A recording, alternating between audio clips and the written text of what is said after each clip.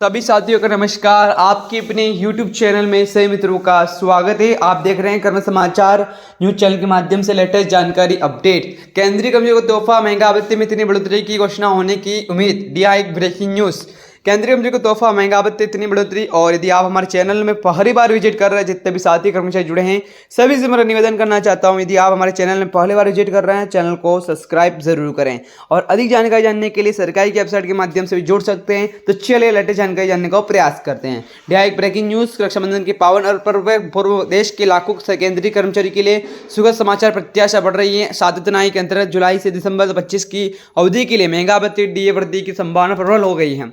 विशेषज्ञों की और मीडिया रिपोर्ट के अनुसार इस बार डीएनएस अलाउंस 3% की बढ़ोतरी होने की प्रबल संभावना। यदि यह अनुमान सही साबित होता है तो वर्तमान में जो 55% चल रहा है डीए दर बढ़कर 58% हो जाती है। यह वृद्धि केवल कर्मचारी की आर्थिक स्थिति को मजबूत बनाएगी, बल्कि त्योहारी खुशियों में भी इजाफा करेगी। इस संभावित घोषणा का इंतजार करने वाले कर्मचारी के लिए भी एक बेहतरीन तोहफा साबित हो सकता है। महंगा भत्ते की समीक्षा क्या प्रक्रिया, चलिए साथियों लेटेस्ट अपडेट को जानेंगे। पूरी अपडेट को जरूर देखिएगा। केंद्र सरकार की स्थापित नीति के अनुसार प्रतिवर्ष दो अवसरों पर जनवरी एवं जुलाई माह के केंद्रीय कर्मचारी को महंगा भत्ते समीक्षा एवं संशोधन किया जाता है। यह व्यवस्था मुद्रास्फीति के स्तर को अनुपात कर कर्मचारी के वेतन संतुलित बनाए रखने के उद्देश्य से की गई है। इस नियमित समीक्षा प्रक्रिया मुख्य लाभ लक्ष्य सुनिश्चित करना है कि बढ़ती जीवन यापन लागत के कारण कर्मचारी की क्रय शक्ति में कमी ना आए। सरकार अक्सर त्योहार सीजन को ध्यान रखते हुए इन घोषणाओं का समय निर्धारित करती है और इससे कर्मचारियों को त्योहार के दौरान अतिरिक्त खर्चों के लिए वित्तीय सहायता मिल सकती है। उनकी खुशियां दोगुनी हो जाती हैं। और सीपीआई के आंकड़ों पर आधारित किया जाए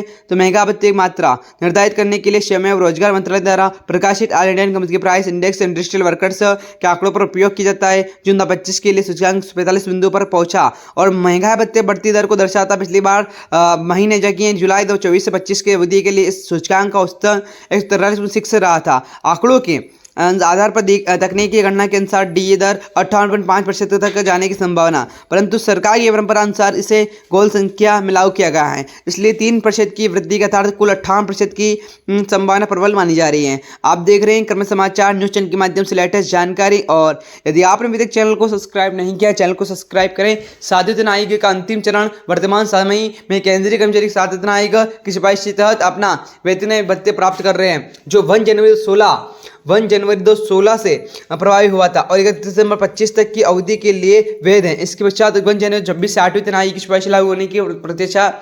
इस संदर्भ में सातवीं तनाई के अंतिम चरण के होने वाली यह डीए वृद्धि विशेष महत्व रखती है। जनवरी 25 से पहले ही 2% की वृद्धि हो चुकी, इससे डीए दर 53% से बढ़कर 55% हो गई है। अब जुलाई में होने वाली दूसरी वार्षिक वृद्धि कुल दर को 58% तक पहुंचाने की दिशा में एक महत्वपूर्ण कदम होगी।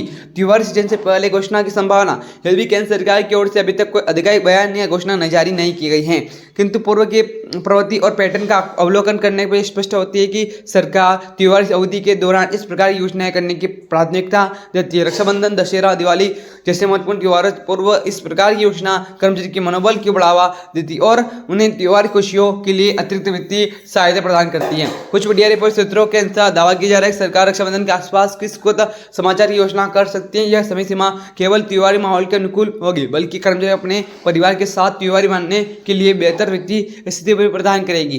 कर्मचारी पर आर्थिक प्रभाव, महंगाई में 3% की संभावित वृद्धि को केंद्रीय कर्मचारी आर्थिक स्थिति पर सकारात्मक प्रभाव पड़ेगा। वर्तमान 55% डीए दर का साथ ही कर्मचारियों को राशि मिल रही है, इसमें 3% की वृद्धि मानसिक आय उल्लेखनीय इजाफा होगा। और यह वृद्धि विशेष बढ़ती महंगाई के